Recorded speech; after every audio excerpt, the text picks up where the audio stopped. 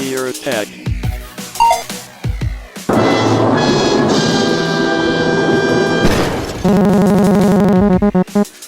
News. Welcome to another Terrier Tech, where we're going to be reviewing privacy policies on the internet.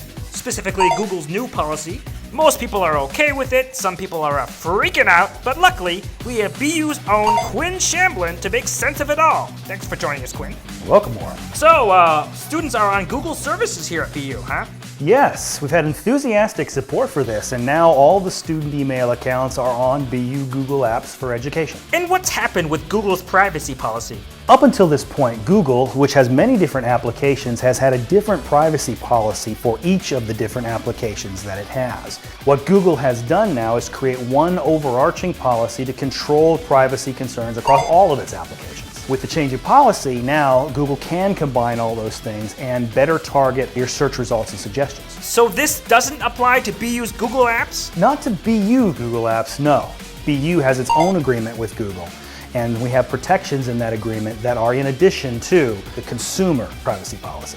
I see. So what are people complaining about that? One of the things that people are bringing up is the fact that if you start combining information from all these different sources, you start to get a very good picture and a very complete picture of who a person is online, things that people might consider to be pretty sensitive. But Google's not the only company that's collecting this data either, are they? Correct.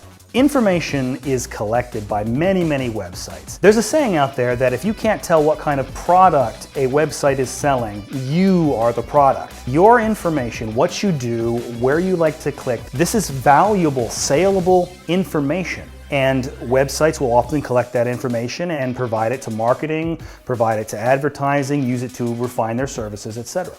I see. So are there any ways that people can opt out, at least out of Google's? Well, if you're concerned about the changes to Google's privacy policy, there is actually something you can do about it. To do this on YouTube, log into Google first, then go to YouTube. In the upper right-hand corner, you'll see a little icon with your name on it. You click on that and then go to Video Manager and then click on History. On that page, you will be able to clear all your current history and you'll be able to pause the collecting of history. Now you need to do that in YouTube for both the viewing and the searching. You can do the same thing on Google itself by going to google.com/history. Thanks, Quinn. And by the way, to keep informed about security news, you can follow Quinn here on Twitter at BU InfoSec, or check out the news feed on bu.edu/ you guessed it, InfoSec. That's it for Terrier Tech. We'll see you next time.